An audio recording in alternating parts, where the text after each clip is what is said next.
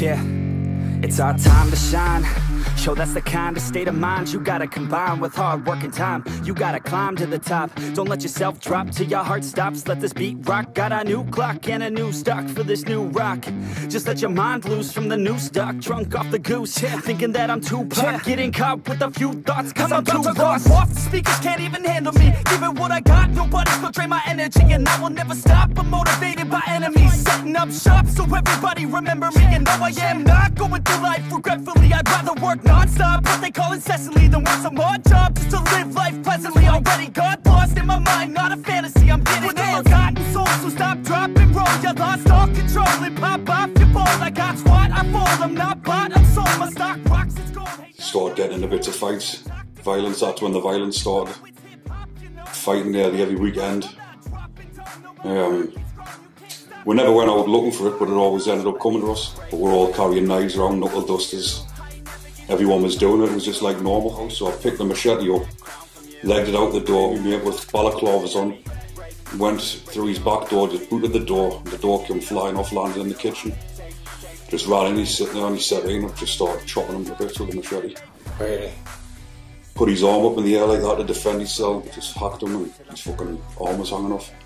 And I even turned around and said to him, I says, "You're releasing us." I was saying I wanted to go to fucking jail. I said I need to go to prison because I knew the way I was going, it was escalating, getting out of control, so I wanted to go to prison. Pan of hot oil just bubbling away. And I was thinking, what the fuck's going on here? Some lads just come in, picked the pan up, and just went behind him and tipped it over his head. And I just looked at him like that, and his fucking hair and everything, skin was just dripping down the back of his head. And here he's in. So I said, step back, booted the door with everything I had, door come flying off. We just went running upstairs, ran in every room, looking all over. And then this last door, started pushing the door, and you could just feel he was on the back of the door of getting in. And had to cut the noose off his neck.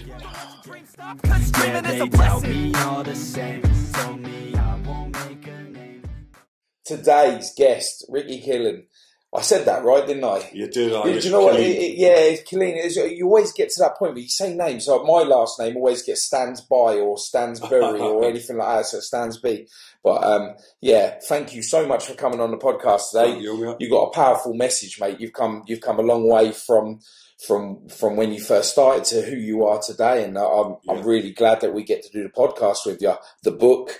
This is my copy, guys. I was given this as soon as I got in the house. I really appreciate that. So take us back to the start. The start, I was born in Newcastle, a place called Elsick. We lived there for about 5 years with my mum, my dad, my brother and my sister. And we lived there for about 5 years, but at the time it was called the Elsick riots. There was loads of riots going on in the area. The area was like really rough.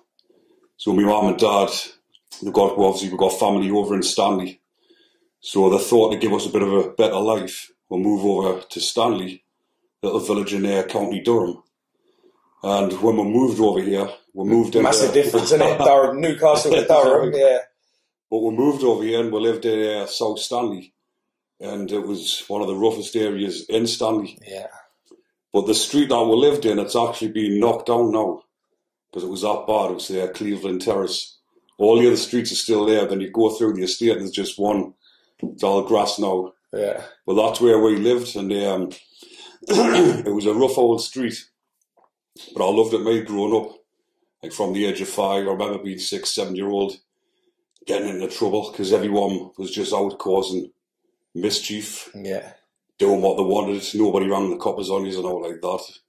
It was just like a big playground. Everyone was getting into mischief. The lad next door was up there, all sorts. And I was loving it. Yeah, good. Because you're a big lad, didn't you? Like, even stature-wise, height, you're a big lad. Have you always been that way?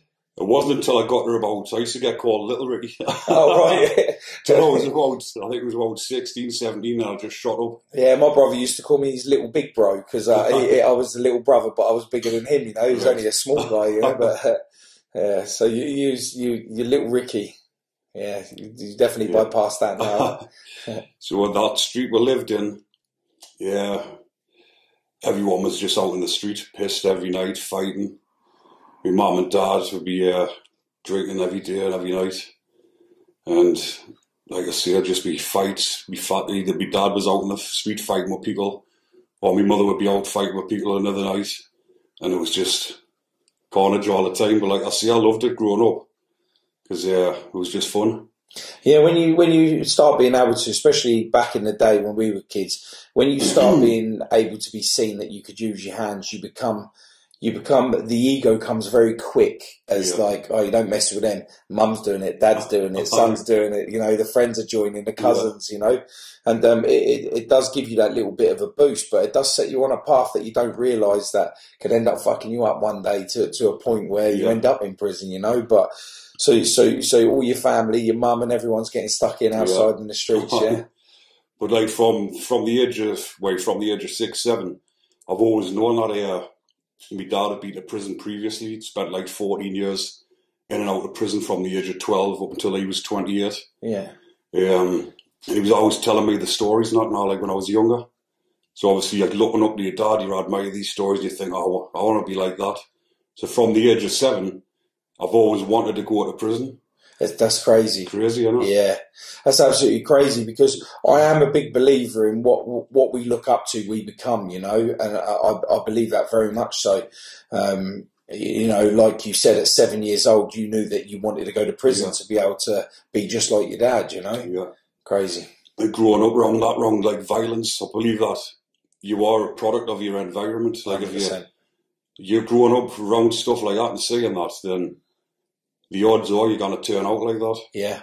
So I remember the first time I actually used a weapon. I was 7-year-old. Yeah, maybe my brother was on the bike pedaling along the street, and one of the lads along the streets jumped out from behind the shed, grabbed my brother off the bike, got him in a headlock, and he's on the floor. His face is beetroot red. The lad wouldn't let go, so I've just panicked, looked around, and there was a metal pump on the bike. I've picked the metal pump off and cracked him over the head with it, and he started screaming around in the house. And made my brother went off. Went home, went and told my dad what had happened, and the lad come back to the door with his mother. His mother was going ballistic at the door, saying he's cracked him over the head with it. And then my father says, well, he shouldn't have fucking hit him first. Yeah. He had his brother, so he was defending his brother, And it's quite empowering as a kid when your parents are backing you, even though that you might have been in the wrong. If your parents, who are the most powerful things to you, especially at that age, and they back you, you kind of think, you can't say nothing. I'll go get my mum going because I know my mum and dad have backed me. So you're good. You carry on. So yeah, you must have been like loving that. That I'm not getting into trouble for this. I've been rewarded for it. But my dad always said to us, obviously because I was getting into trouble every day. There was coppers coming to the door, people coming to the door complaining, and he always said to us, if you're into trouble outside, come home, tell me what's happened. So when people come to the door, I know what to say to them. Yeah. So when people come to the door, my dad was just telling them to fuck off and defending us, Prepared. But that's what I mean, like growing up like that, even though I loved it at the time, looking back, it's like not the way to be on, is it? Yeah, and do you know what it is? I always say it's always a trauma that makes you open your eyes to realise just how wrong you were. And it's not until you suffer a trauma of sorts that it wakes you up to realise that, fucking hell, mate, I was stupid. I was an idiot. And how much that turns and changes to the more positive, which you're on now. We'll get into that in a bit. But when like I say, the parents coming up, they're all prepared. Everyone's prepared. You're kind of living on a dream. Like, I can cause trouble as long as I tell my parents, and I know that I'm going to be all right. It's if I don't tell them, that's when I'm going to get the problem because you've put it on there. So in a way, you're kind of being honest, but still cheating yourself. Yeah. But when I think I was about 8 when Mum and Dad split up. So I was living like between because I didn't know which one to go with, to be honest. I was living with my dad, living with my ma. But I remember when I was about 10-year-old, me and my friend, right before that, the headmaster in our school, he was 6'4", big massive bloke. Anyone that used to get into fights and that, he used to drag them through the school by the hair, banging them off the walls and all that. He used to like assault us, Wow. So I remember I'd been in having a fight one day on the playground. Headmaster stays outside my office. And he's got a hold of us, just rammed us off the door, and I had a big bruise down my back. My dad had seen him, my dad was going mental. So I went back down that weekend with my friend, and smashed every single window in the school. The school was just closed for weeks while it was getting replaced. So I got excluded from the school for good. Was you told when you come home, why didn't you do nothing? Or was it like, right, my dad's coming down to sort you out, and then you went and done it yourself? Was you almost encouraged to go off and do that? They didn't actually know that I was going to do it, you know, but obviously because my mum and dad were split up at the time, they both got together, not together, but they both spoke about it. Yeah. My mum had actually rang the coppers, got the police involved, because obviously she'd seen her son, 10-year-old, big bruise down his back, little kid being assaulted off a big 6'4" man. Yeah. But she didn't press charges and out. So that's when I went down and just smashed the place. Do you know why she didn't press charges? I'm not sure. I just think she's not like that. She wasn't like, because she'd been in a bit of a scrapper herself and into trouble. She's just phoned them like on the spur of the moment, then she thought, what am I doing this for? Yeah. Just rang them out of anger like you see, and then she just didn't want no more to do with the coppers when they come back. She just didn't speak to them. Yeah, yeah. So you smashed the windows with your friend, you say, yeah? With my friend, we got locked up. Is that the first time you got in trouble with the police? I've been in trouble a few times before. The first time was when I was 7-year-old. With the geese with a pump? No, this was another time. Me and my friend had been up in the supermarket up at Stanley, shoplifting, because obviously we didn't have much growing up. Didn't get much pocket money, stuff like that. So we just used to go up to Stanley, because back then there was no cameras and out, so we're just in the shops pinching sweets, just taking what we wanted, really just having a bit of fun. But we kept going in and out of the shop, pinching aftershaves and cassette tapes. And I went back in on the 5th time because we had a box around the back of the shop. We just kept filled it up. We just thought it was a big game at that age, 7-year-old, in and out the shop. I remember the shoplifting days. But then the security guard grabbed us on the way back out, and I got locked up, took us to the police station. My dad got called, not my dad come down. But obviously with me age, they just give us a bit of a talking to and let us go. But then when I was 10, I got locked up for the school. And the same again, I was in the interview room. Just said, even at that age, just said no comment. And they said, like, because of my age, there was nothing I could do. It's crazy at 10 years old, you know, that no comment is a factor in your brain at that time, you know, it's crazy. Did you get in more trouble for shoplifting or for fighting? What, off me parents? I didn't really get in trouble, to be honest. I remember at the time, you laugh at this, all the lads used to have little ponytails. Yeah. And that's what my dad actually done. He cut me ponytail off as a punishment. I was actually crying my eyes out. I remember the ponytail stage when I did have one, you know, I remember that. Yeah, my dad hated it as well, but my mum, she loved it. She was like, oh no, he's got to have it. But yeah, my dad just one day picked us up, took us to the hairdresser and cut it off and sent us home. I was the same as you. It's mad that you say that because I've never ever known anyone else to get upset for having a ponytail cut off. It was only a tiny little rat's tail. So your punishment was your ponytail off? Oh, that was my punishment. I bet you look different, didn't you? And they kick up the arse off me nana. Yeah. Yeah, and that, being up in the north is, I've noticed that a lot of grandparents are very close with their kids. They are, right, fairly. Yeah, down south it's a little bit different to that. Yeah. Yeah, you don't really have so much of that. It was one of the things I liked about being up north is how like siblings are close with grandparents. It's really nice. Especially around here, like, everyone's got close bonds with the grandparents. Like. Yeah, I never had that, man. I never had that. My relationship with my grandparents was non-existent, really, and I don't think that was because of them too much. But anyway, it's a good thing that you had them around. Yeah.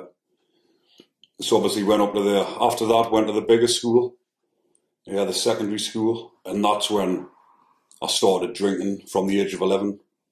I tried drink previously. I think when I was about 8-year-old, I had my first joint. Because the lads along the road from us, there was a shed full of them, seeing lads were like blokes. Yeah. Well, you would think like a shed full of blokes to see 8-year-old kid coming, you would see it on your way, you know what I mean? Yeah. He was like, oh, do you want to draw this? I'm like, gone on then, you know what I mean? So when I went up to the secondary school from the age of 11, just drinking alcohol every weekend. mostly started every night, to be honest. Bottles of cider. Yeah. 99 pence a bottle. MD 2020 bottles of cider. Do you have MD 2020 up here? We did, a lot of them liked it, but wasn't as strong, I didn't think. Yeah. Not as a 7.5% cider. Yeah, you know, real drinks. What the White Storm. So you got into your drink, liked it, didn't like it? I liked it. Everyone used to be whiting off it, sick of it, but I've never been sick of it, me. But that's when we started round about the same time, smoking dope. It was tack at the time. It's all skunk now, isn't it? So back then it was just the wood. Yeah. I was smoking that nearly every day. We used to, say 5 of us, we used to have a pound each.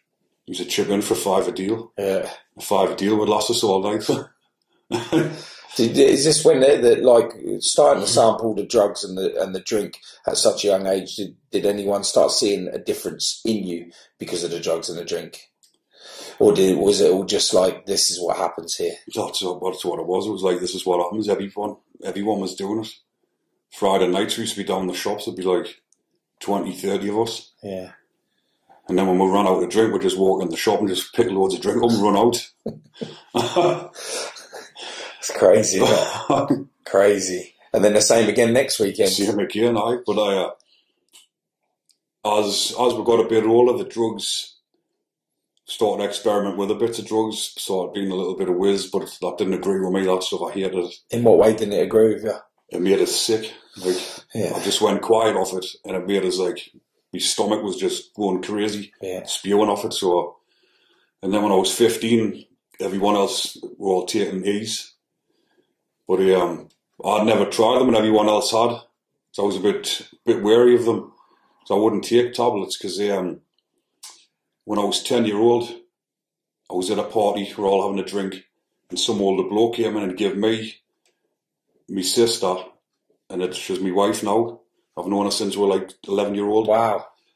The 3 of us ended up in hospital. This lad gave us amitriptylines. Oh, really? Some bloke, he came in, he says, anyone want some of these?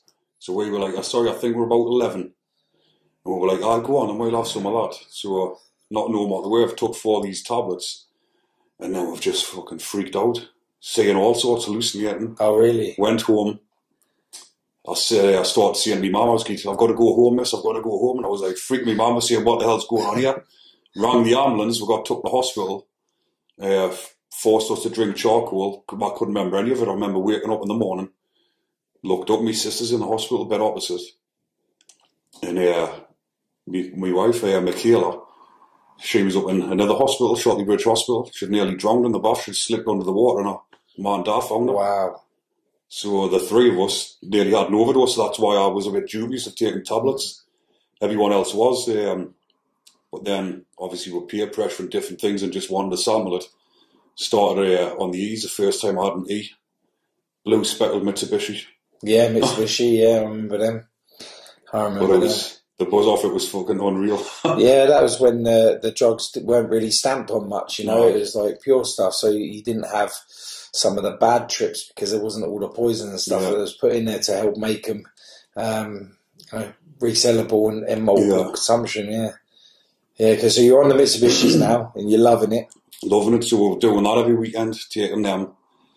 But and then when we got a little bit older, by 15, 16, we started going into the local nightclub, because we knew the doorman up there. Yeah. Knew them since we were kids. They just used to let us in. So we'd be in there, sneaking with bottles of cider and tracksuits on and all that. And started getting into bits of fights. Violence, that's when the violence started. Fighting nearly every weekend. We never went out looking for it, but it always ended up coming to us. Almost like you got a taste for it now, Yeah. So we're out every weekend, and then, like I say, the violence started getting worse, where we'd be using bottles and stuff. But we're all carrying knives around, knuckle dusters. Everyone was doing it. It was just like normal. How old were you at this point? 15. 15.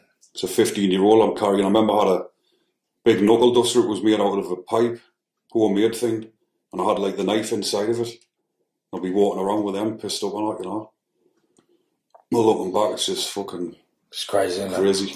I couldn't imagine my daughter. My daughter's 15 now, and I couldn't imagine her having a boyfriend like that, let alone her even being like that. And now girls, I mean, they've been there before. Like your mum, she was a violent person. My mum is exactly the same. She's made of the old stuff. And but like girls now are starting to do just as much as what boys are now, and it's scary as hell, mate. But like I see, I've got 3 young lads myself, and I would hate to think they ended up the way I did, you know. So that's why what I'm doing now is to prevent them from doing it. Yeah, sure. Because what people didn't realise when a young and at that age carry knives about, you wouldn't think twice of just stabbing someone, but not realising that one stab could end someone's life, you know what I mean? But you don't think about these things from that, you know? 100%. But like I say, this is something that I'm trying to deter youngsters from doing and pass on my knowledge, you know what I mean? Because like I say, it started escalating when I got to about 18, 19. I was in a house party. And as I was leaving, got into an altercation with a lad in the house. And he said, you're out with a fucking arsehole. So I've turned round and just fucking planted one on him, knocked him clean out. I've just dived on top of him like a lunatic with 2 bottles and just smashed it into fucking pieces. Left the house. And then fucking later on that night, because my mate was with us as well, coppers were looking for both of us for Section 18, sorry. So I'd said to my mate, I said, look, he'd already been to prison previously for stabbing someone. And I said, look, I'll take this on me toes. Deep down inside it was because I wanted to go to prison. That's why I went to the police station, hand myself in. So I went round to the police station at 12 o'clock at night. And the police station was shut. But obviously I could still see the coppers in the back, so I'm banging on the front of the police station like a lunatic. And they're like looking through, thinking, who the fuck's this? What's it you want? So I went round the back end of the car park, and they've said, what do you want? I said, well, you want me, I'm wanted, you know. So they took us inside, took us up into the police station up at Concert, kept us in overnight, obviously, to sleep the drink off. Got interviewed, and I just admitted it. I said, I've done it, put my hands up. And I was expecting them to, like, remand us, send us to prison. And then they took us through to the custody suite and said, you're getting released. And I even turned around and said to them, I says, you're releasing us. I was saying I want to go to fucking jail. I said, I need to go to prison because I knew the way I was going, it was escalating, getting out of control. So I wanted to go to prison. And then I was fucking shouting on at them and they just said, fucking, just let us out. And they just let you go? Let us out on bail. Obviously, I'd admitted to it. They said, well, releasing you on police bail, you'll have to come back in a couple of weeks' time. And then when I'd coming up to court for it, I went to court and I pleaded guilty to a Section 20, like a lesser charge. And they accepted it, and I was due to get sentenced for that. 2 weeks before I was up for sentencing, I was out again with my friend. Same guy? Same guy. Fucking, at the time we were fucking inseparable. Is this the one that was with you when he smashed the windows? No. But I'd getting a phone call. But what had happened, sorry, I'll go back to just before that. I was in this house here, got a phone call off my sister who just lived along the road, 5 o'clock in the morning, crying her eyes out saying she'd been attacked by her friend's boyfriend. So I've just fucking picked the machete up, because I've always had tools in the house, so I picked the machete up, legged it out the door, went running down the street, but obviously with all the altercation, the police were already there. Seen a blue flashing light, so I ran back in the house. And a couple of weeks later, the lad had fucking kept ringing up and fucking like giving us grief. So he rang us on this occasion, and I've just said to him, fucking shouting down the phone back to him, I said, do you realise what you've just fucking done, you fucking mug? So I hung up the phone on him, arranged to lift off my friend, another friend, flew up the house, made me mate with balaclavas on, went through his back door, just booted the door came flying off, landed in the kitchen. Just randomly sitting there on his settee, I've just started chopping him to bits with a machete. Really? Put his arm up in the air like that to defend himself, just hacked him and his fucking arm was hanging off. And then we just kept attacking him with a machete. Both of you, yeah? Both of us, are. That's crazy, isn't it? And then we've obviously left the house, ran off. And then, obviously, he knew who it was. So he's phoned the coppers. coppers are looking for us again. About a week later, I'd been to my friends on the run, but I'd just been sleeping on the city. And so, again, it was a week before my 21st birthday. And crazy enough, fucking wanting to experience the young offender prisons. I knew this time I'd be going to prison, so I went back to that same police station, 12 o'clock at night, way round about then. Banging on the front of the fucking police station again like a lunatic, let us in. Went round the back. Same again, what do you want? I said, you want me, you know what I mean? So... not you again. He's here again. What the hell do you want now? But this time I knew, because of how serious it was, I wasn't getting out, you know? Yeah. But obviously I didn't admit it when I was in, just fucking no comment. Went to the magistrate's court, straight on the back of the paddy wagon, and we were casting the young offenders. And I'm just sitting in the back of the paddy wagon with the music on. They had Galaxy radio on. I'm just sitting in the back, bopping away, thinking, fucking, I'm on my way now. Yeah, I made it. Happy I've made it. I'm on my way. Crazy.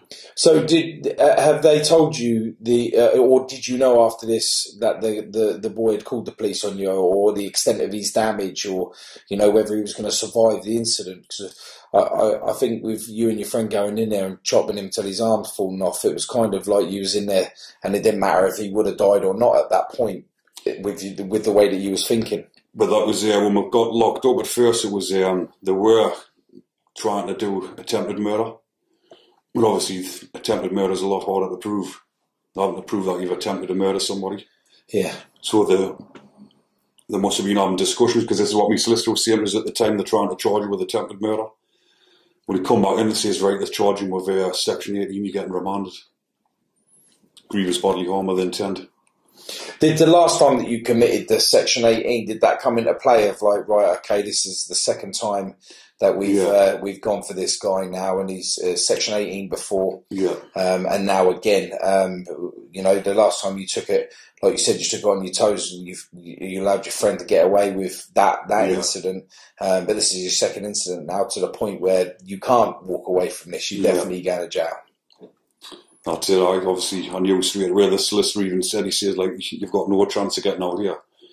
I was just sitting there thinking, like, fucking, I didn't want to get out. That's why I'm here. That's why I've handed myself in, So I've landed up at casting young offenders, and see everything. I knew what was happening. I knew what was going to go on, because my mate had been to prison, my dad had been to prison. I heard the stories, and I was ready for it. So on the way up on the bus, there was a couple of lads on that were picked up from Newcastle.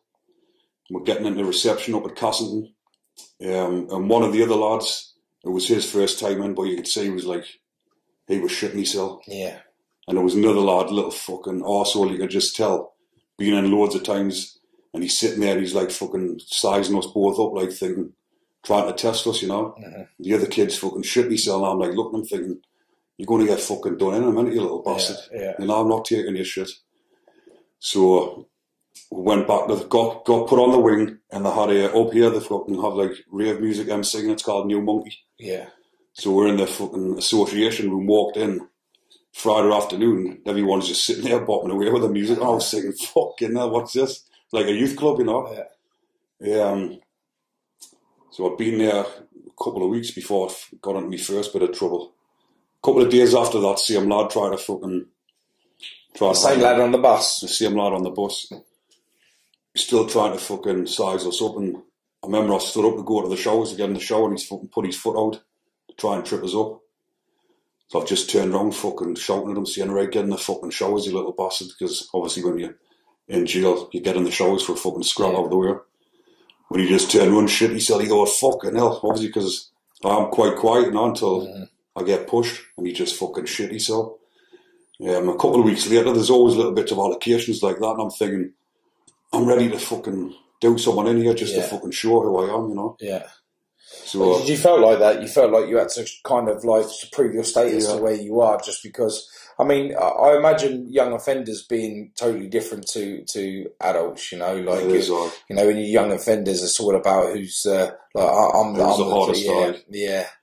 And then when you go to a big prison, it's like, I just want to do my sentence and get out, Like everyone's sizing each other up, there is a lot of bullying going on. And obviously... In young offenders. In the young offenders, And if you don't stick up for yourself, like the lad that was on the bus with us, you could just see straight away he was going to be a victim, you know. So obviously people are trying to size you up. And I think it was a couple of weeks I'd been in, we're having a game of pool. And then we started fucking arguing over this game of pool. So I was ready for the lad. I said, oh, then let's fucking go. And then the screw shouted over, he goes, Killeen, wait till you going back to your pad. Just leave it. So I said, right, fair enough. So the buzzer goes off at the end of association. So everyone's walking back to the pads. The lad's walking beside us. He just looks at us like, oh, I've just went fucking smack, banged him straight in the face. Knocked him clean out. Yeah. But he's just bounced straight back up like a fucking rabbit and just fucking really? chucking windmills straight back at us. But yeah, we're both swinging for each other and the screws have just grabbed us both, wrapped us both up, took us down the block. That was the first time I've been down the block.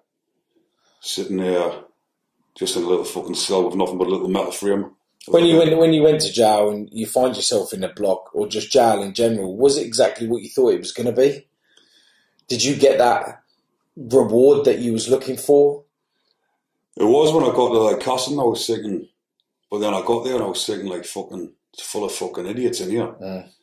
So after that time when I went down the Governors, went down the block, got 2 weeks behind my door without TV, fucking nothing, so you just stuck in your pad. No association, nothing. But I'd been there for about 2 months. Obviously at this point I was 21, so I went down to Durham Crown Court to get put in me, pre-sentence report and all that. Put in your plea. So we went down to the court and they were going to send us back to Cassington. And I said to my guys, look, I'm 21 now. I said, I want to go into Durham. So I said, right, fucking send them into Durham because Durham's just right out the back of the courts. Yeah. So again, they still put you on the bus just to go around into Durham prison. Yeah. So it goes around into Durham. Yeah, they ain't going to march someone across the road, because it's literally across the road, isn't it? Yeah, we're just going to go across here. This is where you're going to spend the next 20 years. Fuck that, I'm on my toes, I'm off. Yeah. So it goes into Durham. And I fucking drive through the gates. I'm just looking up this big old Victorian prison. And it's just like fucking... like castle style. It is, like. Yeah. You look up and then you're thinking, fucking hell, this is a rough old place. Yeah. But see him again, went into reception and it was just fucking about 50 people getting processed because it's a remand prison.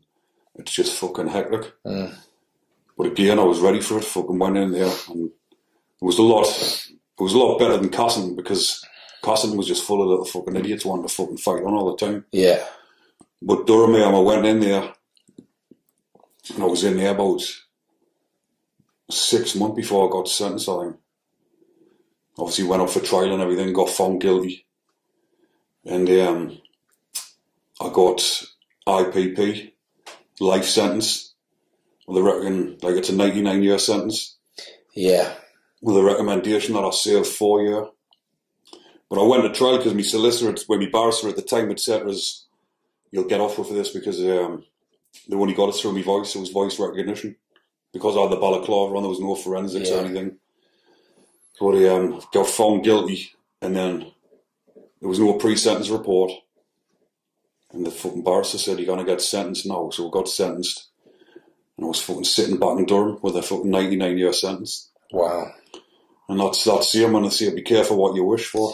Yeah, I was going to say that's not really a gift that you've been looking so forward to get. So when you do go there, you're looking at a 99-year sentence. Yeah. And, for people that don't realise what, the 99-year sentence, you can serve up to 99 years, but you can get out after recommended. Yeah. So they said with you recommended 4.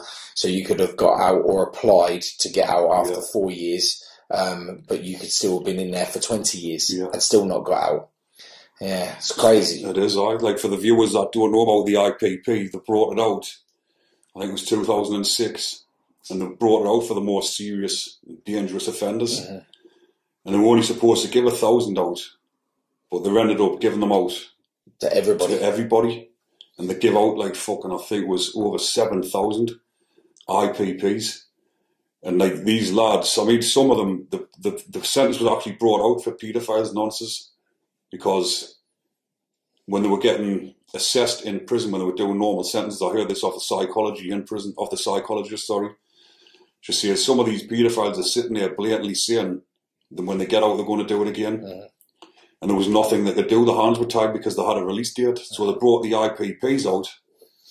It stands for imprisonment for public protection, to give to these fucking paedophiles, these monsters, and they ended up giving it mostly to young lads who committed violent offences. Yeah, I think they tried to do it so it's a cheaper way, because redoing them through court again to sentence them, where if they've already got the sentence and they get caught, it's just a case of just putting them back in prison until then do it that way. So it was, I think, to save money as well, but to, like you say, to keep these people off, but they were just handing them out like sweets. Yeah. But there's I've spoke about this before, there's a lad, he was 17-year-old, he's from over Newcastle. He committed a street robbery. I can't remember if it was a bike, a mountain bike, or a mobile phone. He robbed another lad at knife point, same age, didn't use the knife on him, and he got 18 months, I think it was 18 months, something similar, IPP. And 18 years later, he's still sitting in there now. Still in there now? He's 30, maybe 33 or something now. Went in when he was 17-year-old. How can they justify that, you know what I mean? It's because the people like him, when they're inside, the slightest little bit of thing, if you're violent, like if you shout towards a screw, show a bit of aggression, you get wrote up, so when you come for parole, they say, well, you've showed violence, you're not getting out. But fucking 17-year-old, man, you know, it's crazy. It is insane. It is insane. You know, because you are keeping people against their human rights to a point where you can be forgot. But what happened as well in 2012, this got brought up in front of the European Court of Human Rights, and the sentence got outlawed, got abolished because they said it was unjust, unlawful. Mm-hmm. But yet everyone like myself who's got them is stuck with them. Stuck with them, yeah. So how can they say something's unlawful and abolish it, but not re-sentence the rest of us and keep us on it? Yeah, have you looked into appealing against that to try and find? I've tried to, but like, there's that much. Because being an IPP, that stopped you from travelling to a lot of countries as well, like certain countries and stuff as well. It really does put your life on pause, and I don't think, you know, a lot of people do understand like the whole meaning behind like life sentence. Even though you're out free, you still are serving a sentence, because you can literally shout at someone outside and be pulled back in for it. So, like I say, I was in Durham getting 99 years, but in Durham you had like a little name card outside your pad. So when you walk past, you'd see people like, you'd say 18 months, 20 months, and you walk past mine, 99 years. And I was like, fucking hell. Like, obviously I wanted to go to prison. I was in that mindset, but I didn't want 99 years. Yeah. But I'd been in Durham about another couple of months, and I got transferred over to Frankland, which is a maximum security prison. I got to Frankland, and it was like another step. I got to Cassington. I wanted to go there, then to Durham, and then Frankland. My dad was actually in Frankland serving a life sentence. He committed a murder when I was 18-year-old, and that was something that fucked me head up as well and sent us down the wrong path even more. But when I got to Frankland, my dad was actually in there. I was on the same wing as my dad. Wow. And obviously my dad had been there for a while, so he had a few friends in there. And that's when I got to know a couple of the lads. But some of the lads in there, like proper serious people. Like there was notorious gangsters from every city in the country. But some of them is like the best lads you'll meet. Yeah. You sit with them, it's just like sitting having a chat with you, you know what I mean? Yeah. And you get on mint with them. It was like a total different class of criminal in there compared to the previous two jails I was in. But I remember the second day I was in there, went in the kitchen cooking a steak, because you can cook your own food in there. They've got cookers, you can buy it all on the canteen. So my pal's cooking us a steak, and I looks over and there's this pan of hot oil just bubbling away. And I was thinking, what the fuck's going on here? Something not right there. And then there was two terrorists in the kitchen. And one of them, I think he was leaning over the sink, washing his dishes or something. Some lads just come in, picked the pan up, and just went behind him and tipped it over his head. And I just looked at him like, on his fucking hair and everything, skin was just dripping down the back of his head. And I was like, fuck yeah, now out with the kitchen. Yeah, I don't want to work here no more. We'll look at each other and say, out of here. And fucking, I was mad, like the tension on the wing after that. Did they target the people because they were terrorists? He was a terrorist. He was doing a 40-year. We've got life with a minimum of 40 years. He was the head of Al Qaeda in the UK. Wow. There was another one in there. You probably remember it. It was the one up at Scotland where they drove into the airport. Yeah. I think it was something to do with that. He was in there as well. So you've got all these different people on the wing. There's all different nationalities. There was Colombians who were fucking been smuggling drugs. There's Jamaicans, Russian lads. But there was just a mixture of all sorts, like fucking. But after that, it happened with the oil incident. The tension on the wing was just unbearable because all the Muslim lads got together. Yeah, it was some big, muscly fuckers as well. You know, like naughty fuckers. Oh yeah, they train hard, didn't they? Yeah, and there was just like a standoff on the wing. You're walking around and you're like fucking watching your back. Even though you weren't involved with it, it was like fucking, you didn't know what's happening next. Mm-hmm. Like the feeling in them jails when something happens, because these blokes are fucking, they've got nothing to lose. So if they're going to come back and retaliate on somebody, like they're going to try and kill them, you know what I mean? It's going to be full on. But I met a few good lads in there. Kevin Lane, who's been on here. Love Kevin. Good lad, Love Kev. him to bits. What a decent guy. I spent 3 years in Franklin. I was on the wing with Kev. Good lad. He was a gym orderly at the time. Yeah, he was saying he got a job in the gym, didn't he? Training flat out every day. Well, twice a day, and that he was. He was in unbelievable shape. Fit as fuck. Yeah. Yeah, he's still, even still, when I went to see him, I said to him, you're still with it, you ain't giving up nothing.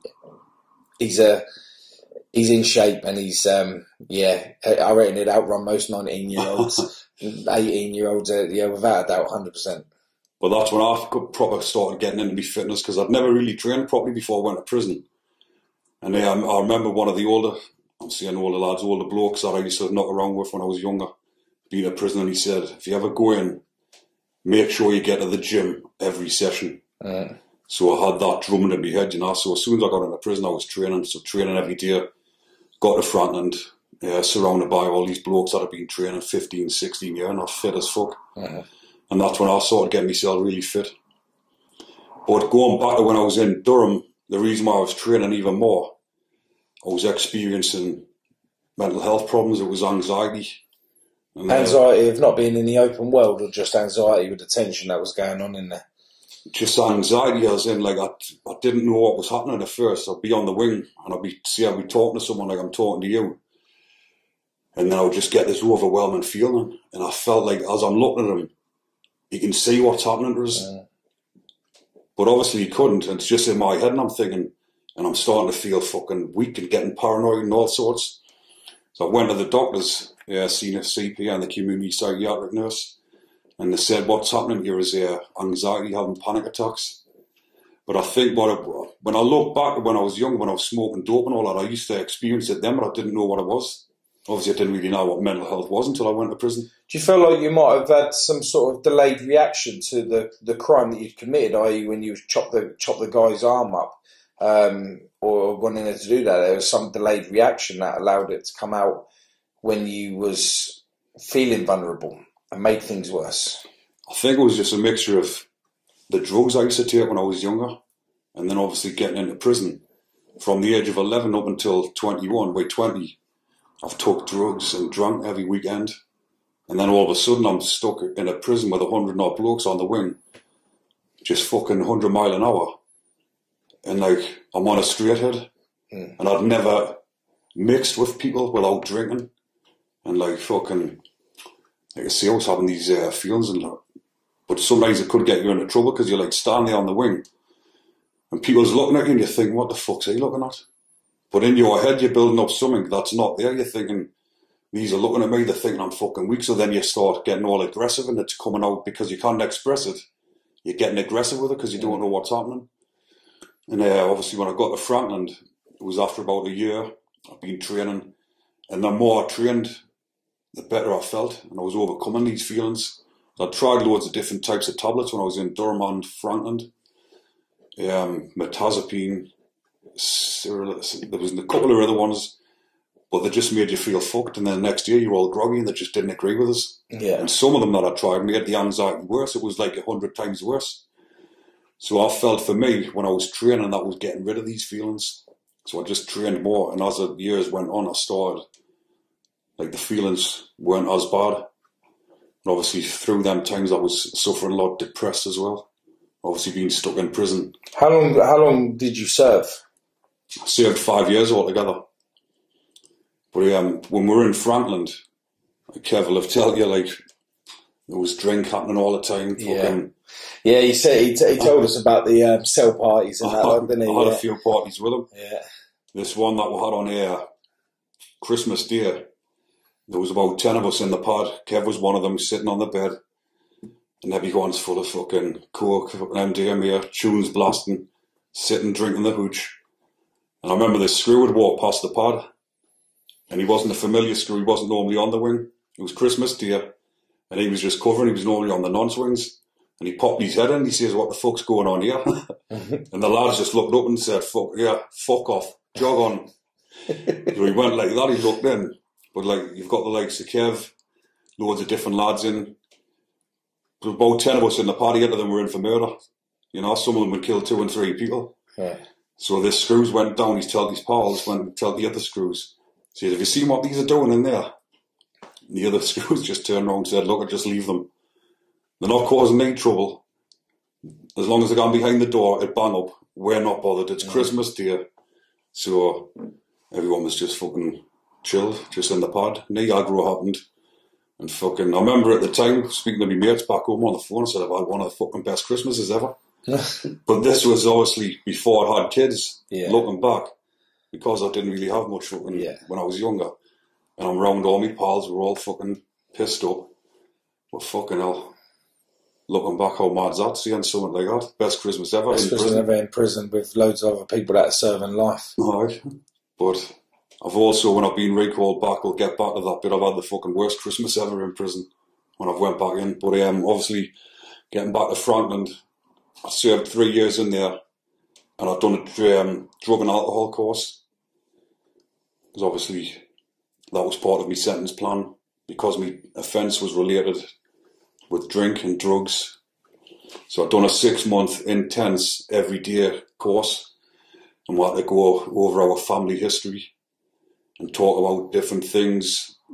There was about 10 of us on the course, all opened up, and we all had to stand at the front of the room. We sit at the front of the room and take turns at like telling our family history.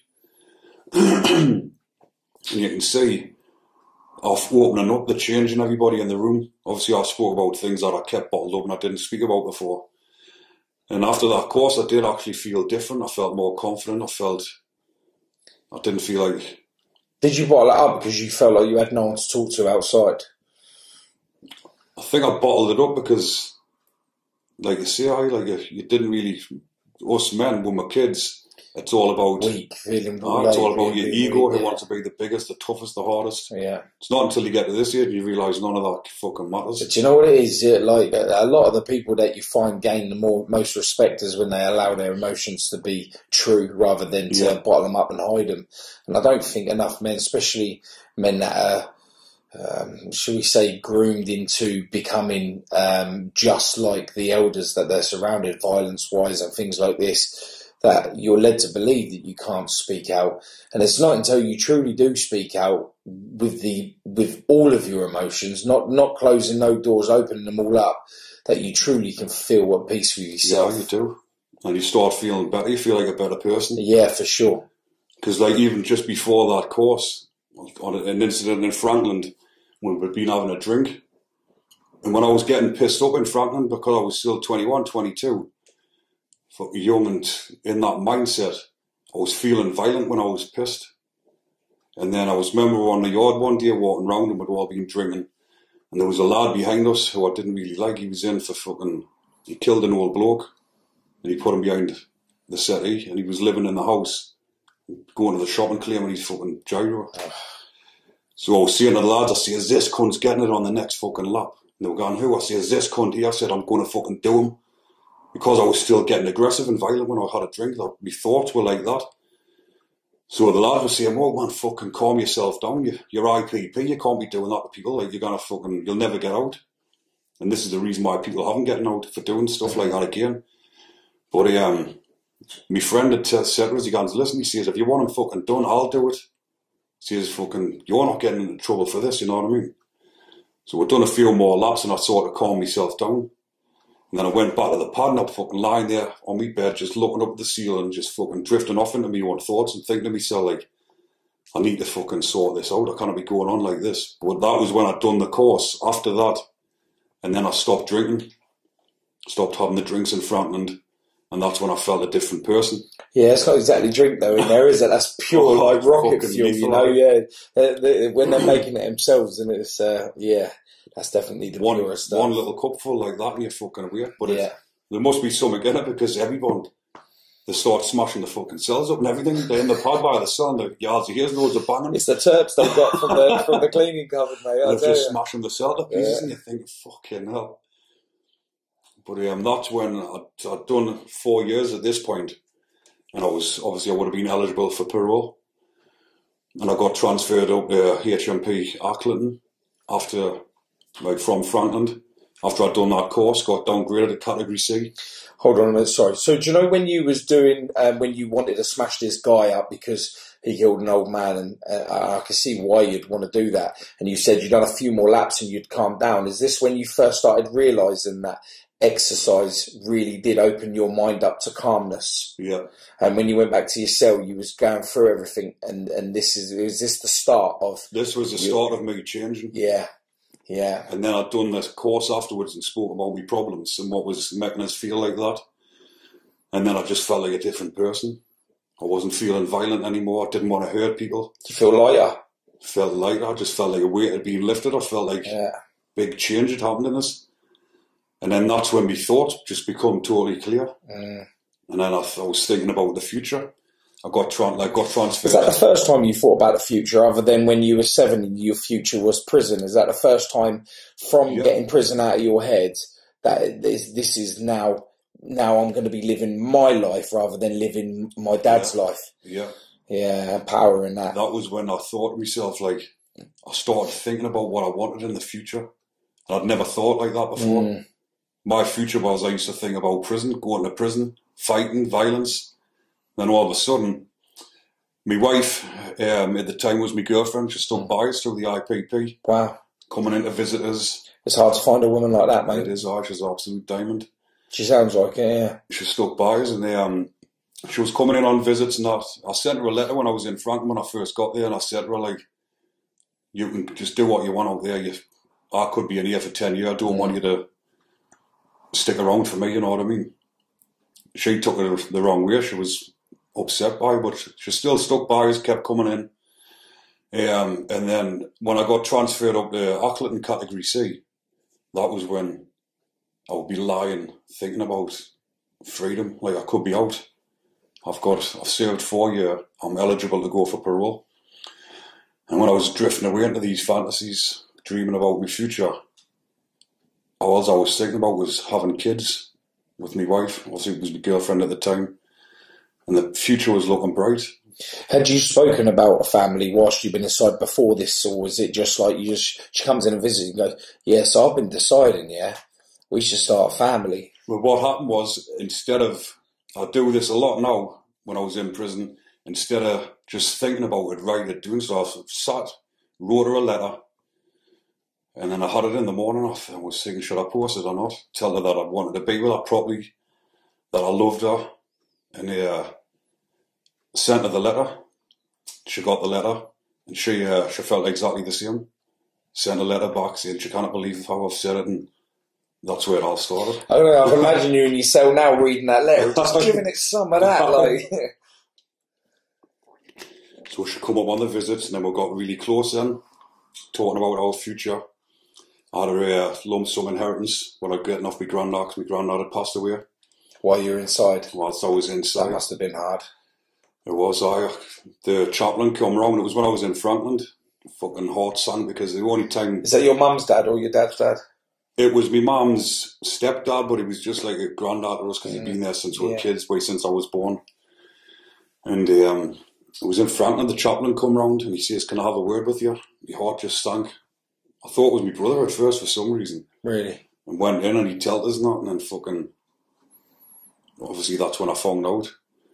But everyone's coming in your pad afterwards, because the only time they come on the wing to see you is when someone's died, you know what I mean? So everyone's coming around to check and make sure you're alright, because we did have that bond, you know what I mean? But yeah, when my wife was there, my girlfriend at the time when she was coming in, we were both speaking about the future, what we wanted. I'd done a couple of business courses up in the jail at the time, business entrepreneur and a couple of business enterprise, sorry. So when I got out, I went for parole after 5 years.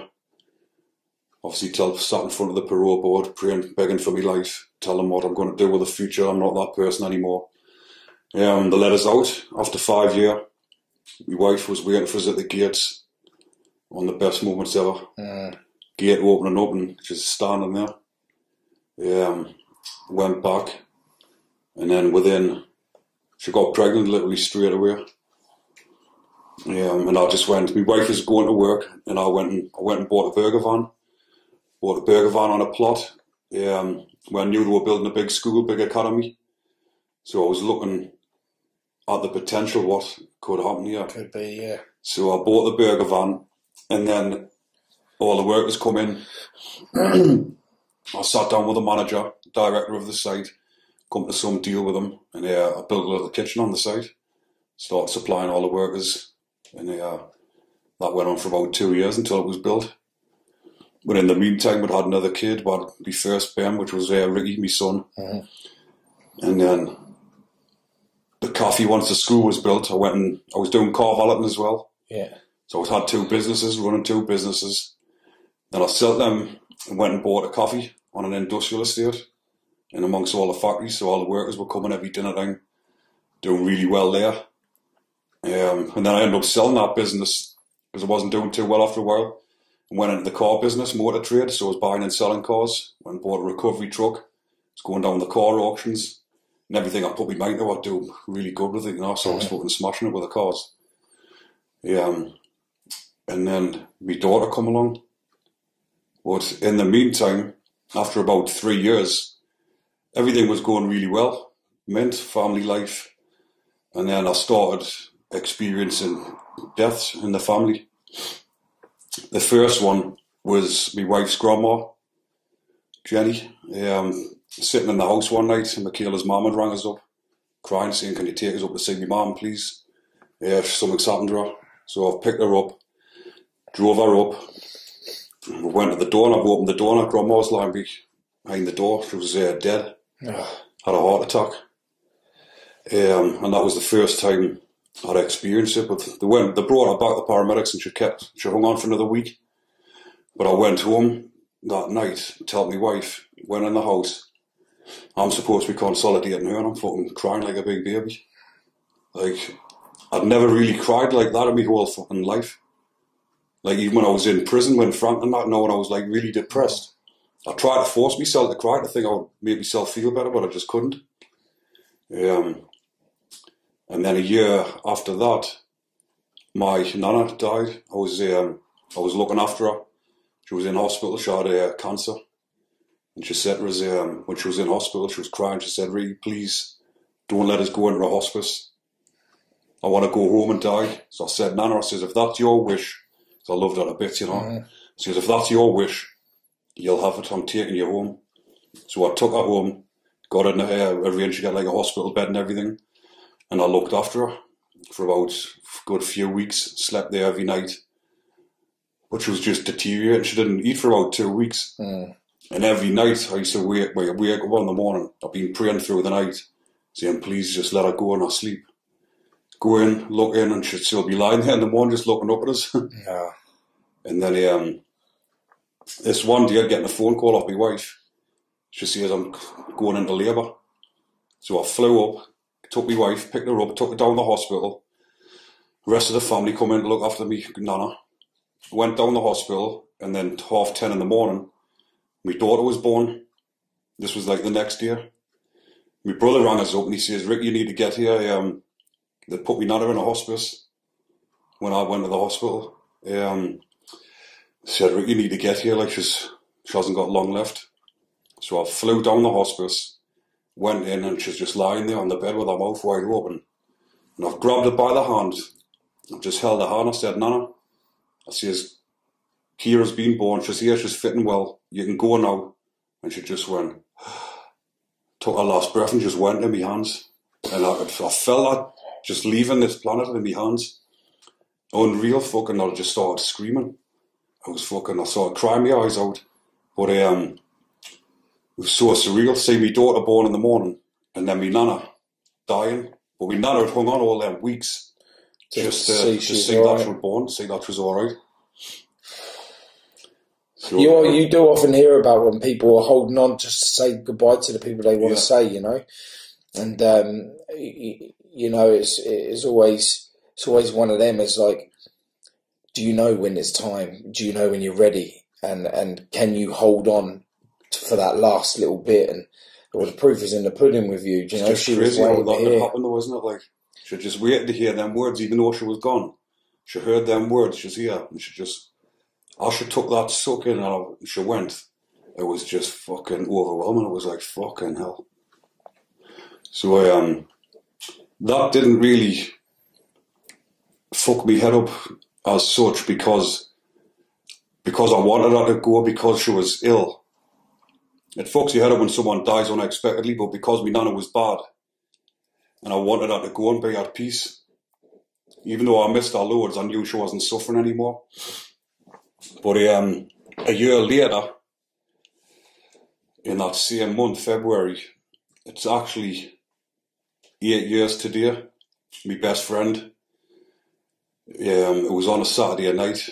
He was ringing us up during the day on Saturday to send us messages, and he just wasn't well at all, like mentally. So I said to him, at the time I was at the Metro with my wife and kids, I said, "I'm at the Metro, I'm coming to see you later on." So I've getting home, I've been messaging, and I've tried to ring him. He didn't answer. So I've rang my other best friend, Hobie, and I said, "Hobie," I says, "we need to go and fucking see Toddy to see if he's alright." So we went up and we went and getting his brother. And we went down to the house, where it was a flat, upstairs flat. And I started booting the door because he wasn't answering the door. So banging on the door. And the harder I banged, I could hear the keys rattling on the inside of the door. I just thought, fucking hell, he's in here, he's in. So I said, step back, booted the door with everything I had. Door come flying off. And we just went running upstairs, ran in every room, looking all over.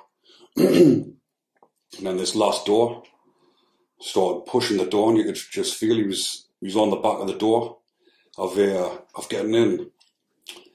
And had to cut the noose off his neck, hanging on the back of the door.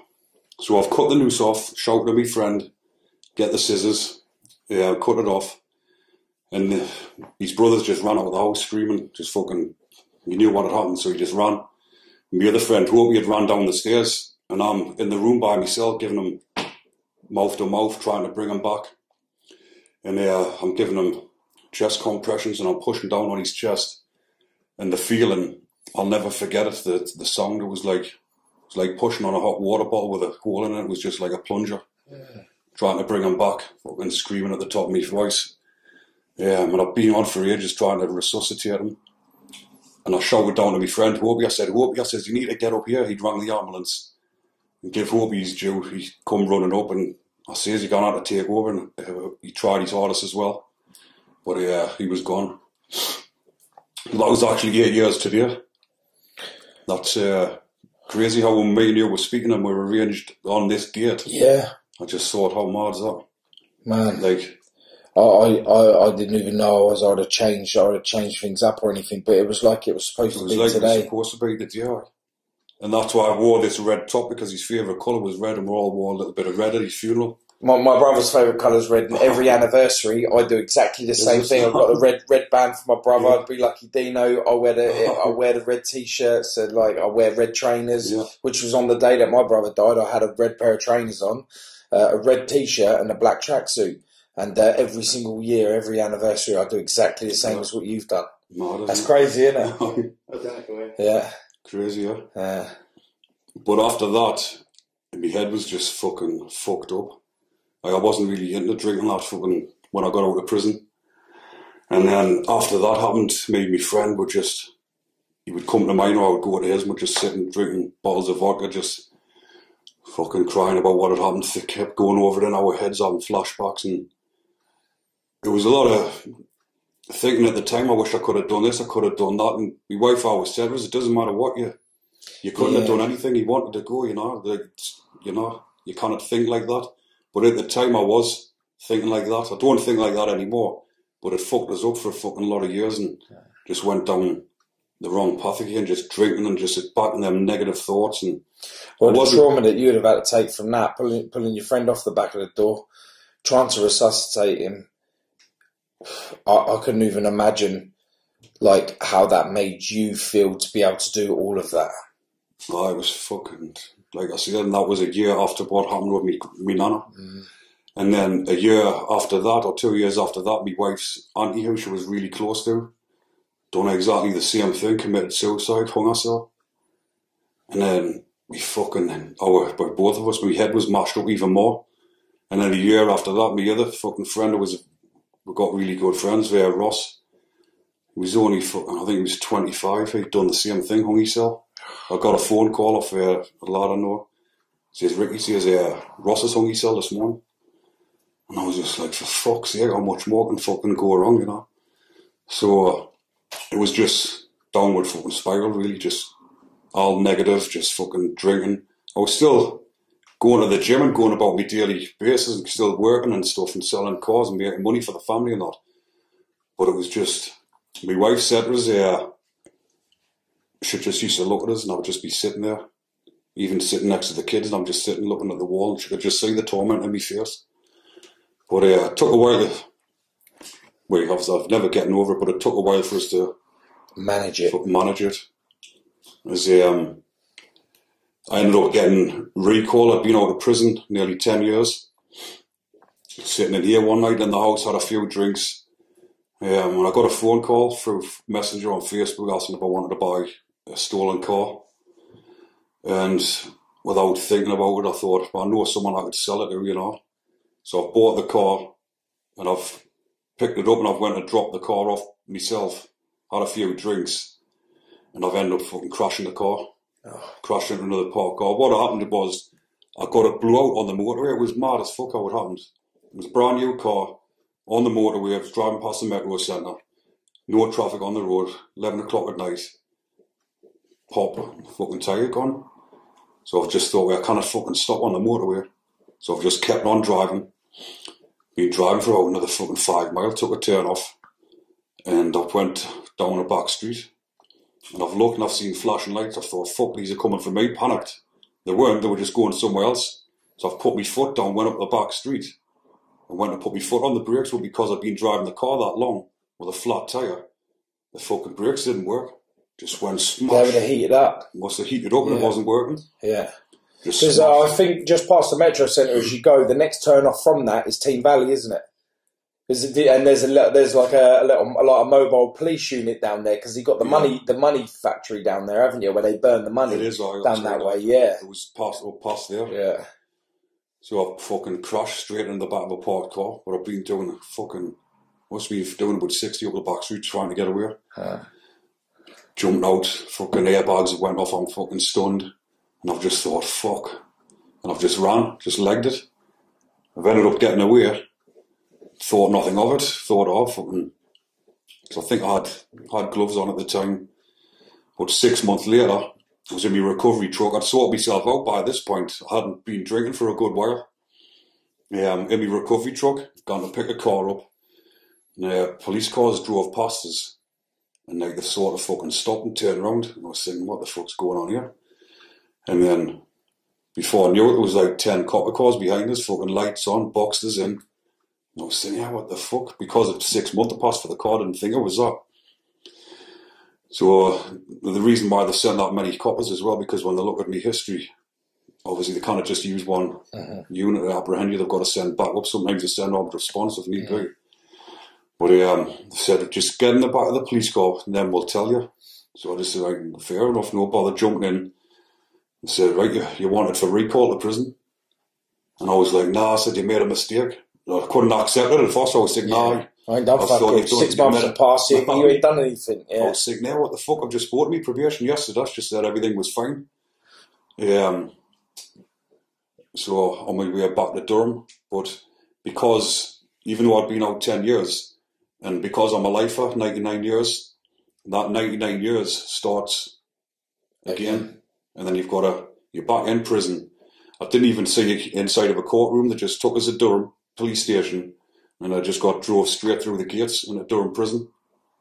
Like fucking, I was sitting in Durham prison 3:30 in the afternoon.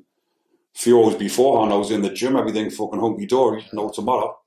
Stuck in Durham, I was thinking, what the fuck's going on here? But the difference this time to the first time I went to prison, this time I didn't want to go to prison. Yeah. I had a fucking wife and 4 kids. I had 4 kids at this point. But getting back to something I forgot to mention about Toddy. When I went to his grave one day, my fucking head was fucked up, and I went to his grave and I was like, I looked up to the skies and I was begging him, because me and my wife had been trying for a 3rd child for a while. And I says, Toddy, I says, you've fucked my head up. I says, I need you to help us. I need a kid. I need you to help us get my wife pregnant. Looked up to the sky and all that. Within a week, she was pregnant. And then a year later, she gave birth 2 days before his death, like his anniversary. But it was actually on the Saturday night. And 6 o'clock at night, 7 o'clock at night, we're sitting in the room. And my wife got rushed in, had to have a cesarean. So that was another fucking mad thing when you ask for someone like that. And it's fucking... But anyways, getting back to the bit in Durham, sitting in Durham, and I've got my parole dossier through and all that, and they had us down as this fucking dangerous, violent offender again. I was thinking... Like, I was reading this parole dossier, I was thinking, what the fuck? Like, that was 10 years ago, 12, 14 years ago. And they've had us down as this same person. I've got transferred to HMP Home House. So I'm stuck in there and I'm like, fighting to get fucking back out again. But I started suffering fucking anxiety and that again, sleepless nights. I'd imagine straight away as well, I bet. Head was up my arse, couldn't sleep. I'd be lying there at 5 o'clock in the morning with my eyes shut, still not asleep. Your missus stood behind you as strong as what? She stood behind us, she was there all the way and that, but it fucking... You were so lucky there with the support, you know. But when I look back, my wife said it and I've said it myself, like that prison sentence, that recall, I spent 13 months back in. It was the worst thing that happened to us at the time. But it was also the best thing, because it's made us, I've totally changed my mindset. Because I was in that negative mindset because of everything that had happened and what I'd been through. And it was after about 6 months of being back in, got myself extremely fit. And because of the situation I was in, stuck in there, my wife and 4 kids back at home, I just thought I need to fucking book my ideas up here. And I just totally fucking changed my outlook. And yeah, this is when I got extremely fit. And I started doing circuits on the yard and I was getting the other lads fit. And this is when I thought I could actually make something of this. Because I'd trained for all them years since I was 20-year-old, I'm 36 now. I thought I'm going to put this to good use, so I started jotting ideas down for the book, which is the book there now. And it took about 6 months of writing the book whilst I was in prison. And I came off of parole, went on the parole board, and I got granted release after serving 13 months. Obviously, because they were seeing the way that you was helping change people, that they realised that like you was good to go. Yeah. Obviously, I was back in for, there was no violence involved for what I was back in for.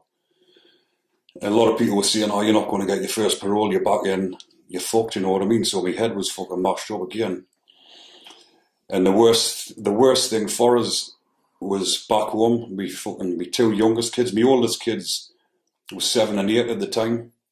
And I told them where I was, you know, because they were old enough. When my 2 youngest kids was 2 and 3, my wife had to tell them that I was at work. So when I used to ring them up every day, and every day they would say, Daddy, when you're coming home? But because I was serving 99 years, I couldn't tell them. And it fucking destroyed us, you know. My head was fucking...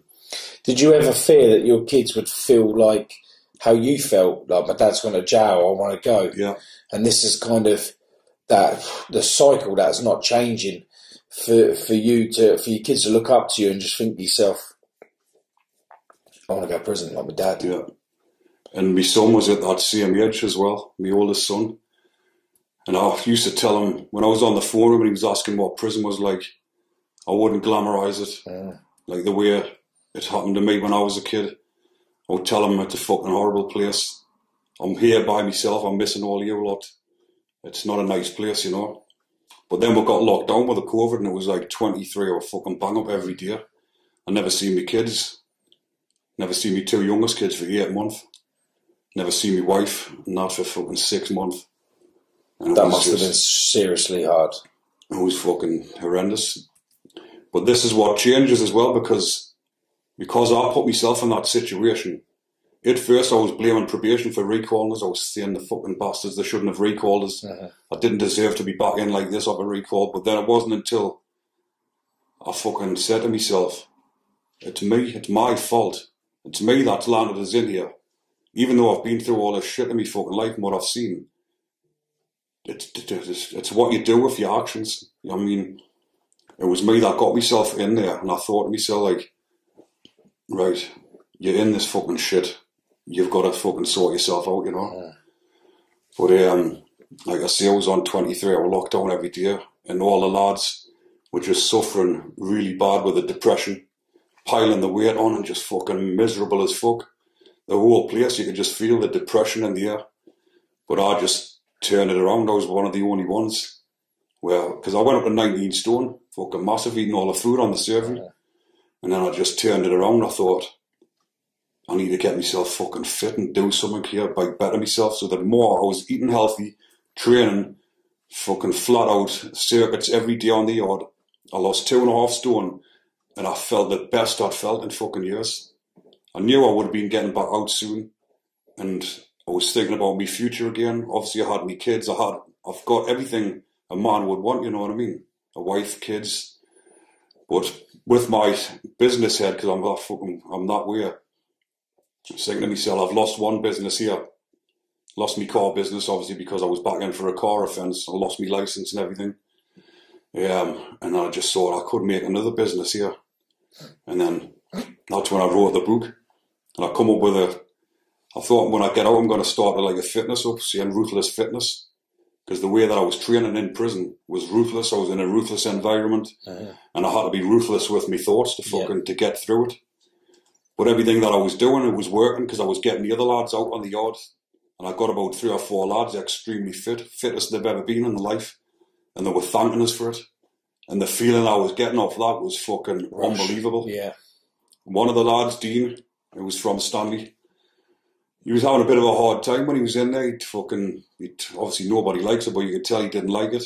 And he was suffering with his mental health. I was giving him advice and stuff, got him out on the yard. And the day that I was leaving prison, he come up and shook my hand and he said, Ricky, you don't know how much you've helped me. He says, I wouldn't have gotten through it without you. And the feeling I was getting off that was just fucking unbelievable. Best drug ever, innit?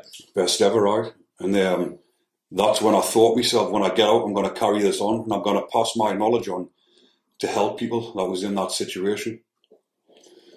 So once I got out, I just started typing my book up straight away.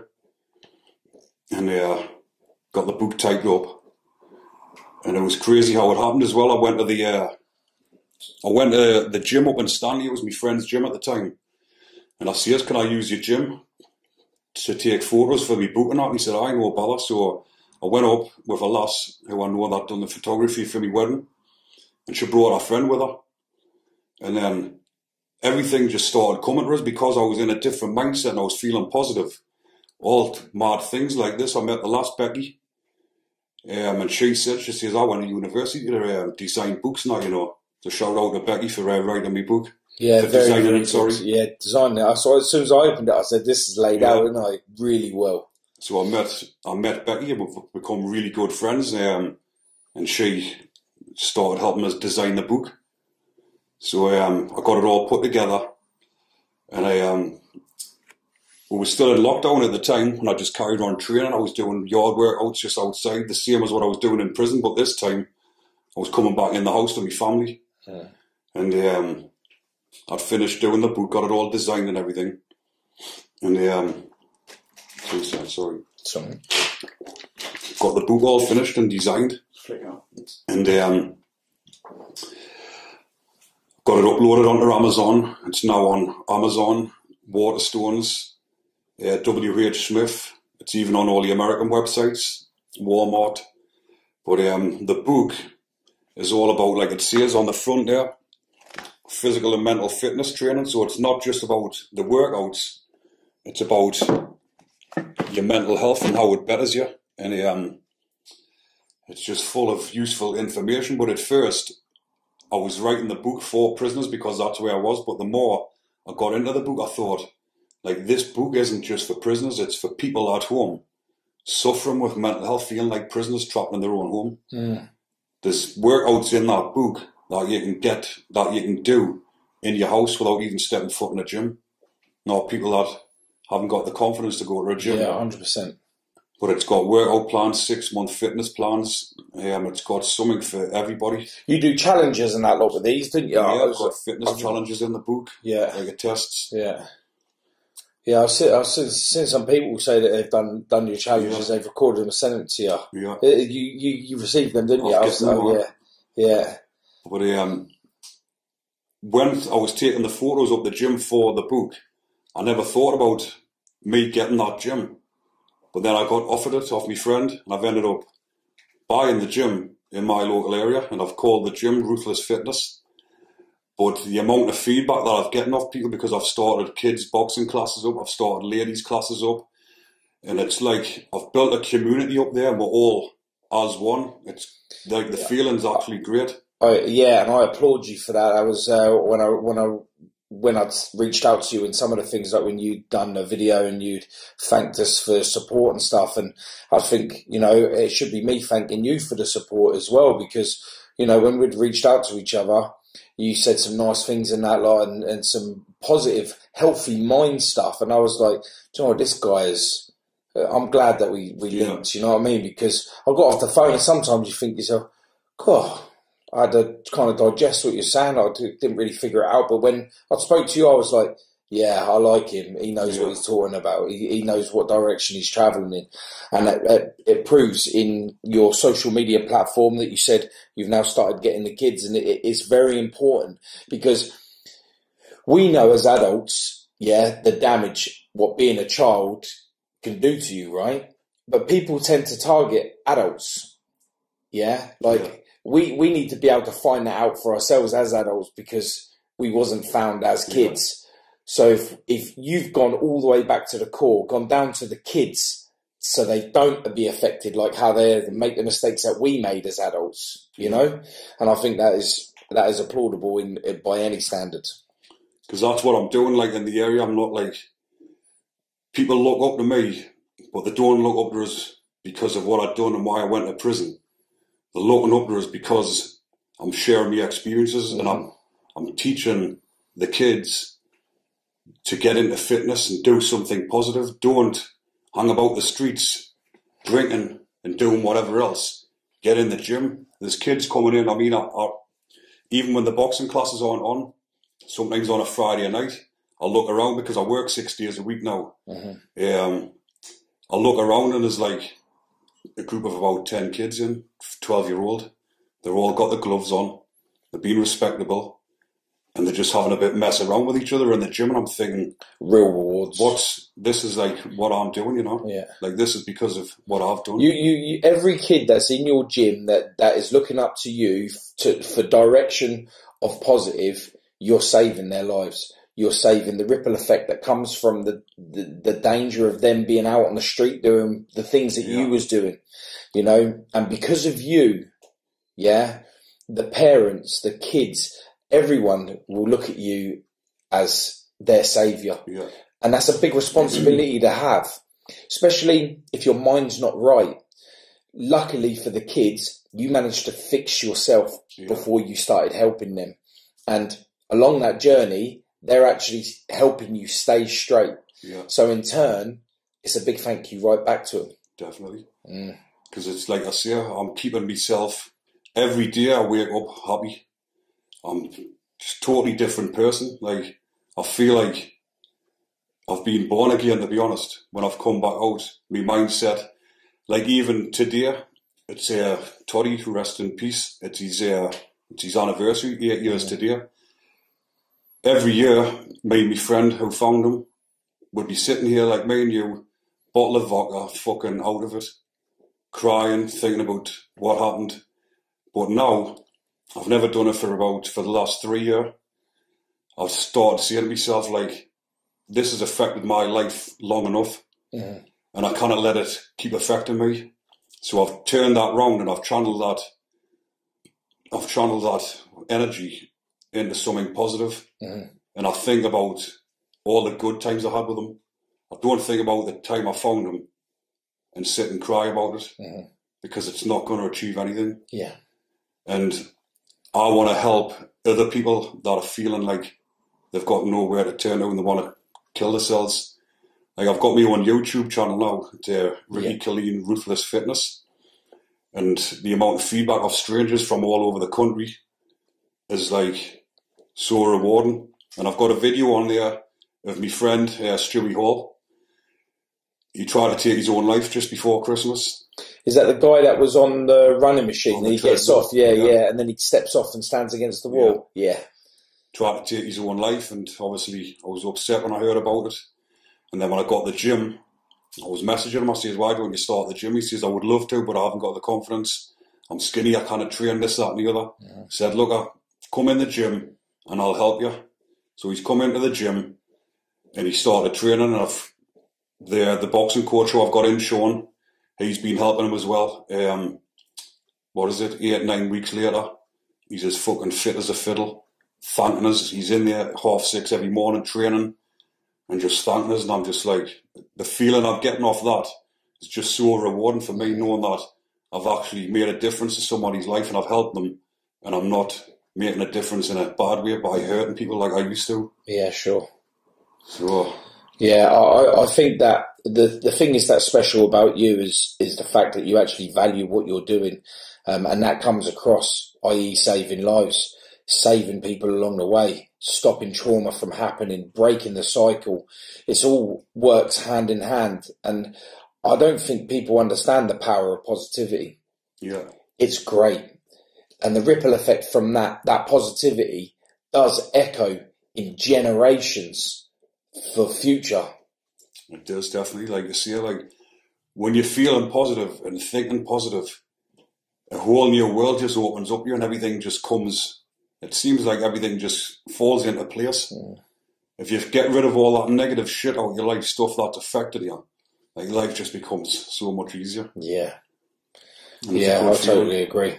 It's something that I've recently learnt myself over the last 5 years after losing my brother is changing that direction, because it was consuming me something bad, and there was only bad going to come from that. And now I change things around for the positive. I get to meet people like yourself that's making a difference out there, and that needs platforms of people to be able to show your positivity. And I'm glad to be a part of that journey. You know, it's absolutely amazing, and I wish nothing but the best for you. And it'd be good to find out how the kids turn out later on as well, and have them understanding. I mean, the good thing is as well as having the talk, getting people to come in and talk to the kids and stuff, especially locally, other people. It'd be really good, because you're opening up not only the fitness, them feeling at one with themselves, the confidence, that the knowledge of, you know, that what we did when we were kids does not work now. And it doesn't work when you get older, you know. And without people like yourself putting that in their mind, they're just going to go off and learn the hard way. But my oldest son now, he's 10, and like he's got his head screwed on so much because of the way I've taught him. Good. Like I've had him training since he was 5-year-old. He done kickboxing, boxing, and he's still doing his boxing now, boxing classes. And he's training 5 times a week. Comes up the gym with us, does the weights. And the other 4 of my kids are. And I buzz off it because they're not saying, when I get older, I want to go to prison. I want to drink. They're saying, when I get older, I want to be fit as fuck. Yeah. When I get older, I want to run your gym for your dad. Yeah. And that for me is just so rewarding, you know. Man, that's some levels of serious downs to be able to come up to that being your reward, your children, breaking the cycle, thanks to you, and having goals that are not prison. Yeah. Amazing. That's a credit to you. And a credit to your missus as well. Yeah. You know, to have two power people in a child's life is just, you can't fight that, can you? No. You can't fight that. Yeah, absolutely amazing. Nothing but respect to you, Ricky. Like, really, I'm really glad I know you. I'm glad to be a part of your journey. I'm glad to do this podcast. Glad to get your book. Yeah. Get it out there, guys. Go and buy this book. It's serious. The layout is unreal. Can't wait to have a look for it, you know. Yeah, is there anything else you'd like to... Yeah, I think we've covered it all. Do you know what? Nice podcast. Yeah. Like, for real. Rewarding. For me to be able to know that there's someone out there. I mean, you're one guy in a town that's creating endless possibilities. Yeah. From a life sentence, from prison, from violence, from a past that you are not ever able to escape but can change. Yeah. You know, it just goes to prove that no matter how many times your stack of cards get knocked down, you can rebuild them and come back stronger in a positive way. My wife always used to say it to our friends. When our friends used to say it, they're all like, how can you like put up with him when he's like that and all, like going through depressive states and all. And she used to say, because he's not right, because of what he's seen, she says like, he will be back one day. And like, I remember her saying that, and like, I've come back now bigger and better than ever. And then that's the reward for them now, because everything that I do is for my wife and kids. Yeah. And I'll make sure that I don't fuck up again, you know what I mean? Yeah, and that's clear that you're in no rush to fuck up again. And I will, like I say, I wish you all the best for the future, and we'd definitely be staying in contact for progress of life, man, and helping these kids. It's absolutely brilliant. Well, I've actually been in touch. We're not in touch. The prison actually got in touch with me. Home House Prison, where I wrote the book at. They've bought a load of books for the library. Commended us on the book, said how good it is, and they've actually offered us to go into the prisons and do motivational talks and do workouts with the lads. Wow, do it! And they're going to pay us for going into the prison. It's crazy, yeah. And there's a channel on the prison TV called Way Out TV. It's like a motivational channel. It's got things on about employment, fitness, mental health, everything. And it repeats every hour. And they're actually going to come out. They want to do a video of me training, doing cell workouts, and they're actually going to play it in the prisons. How does that make you feel? Oh, it feels fucking great.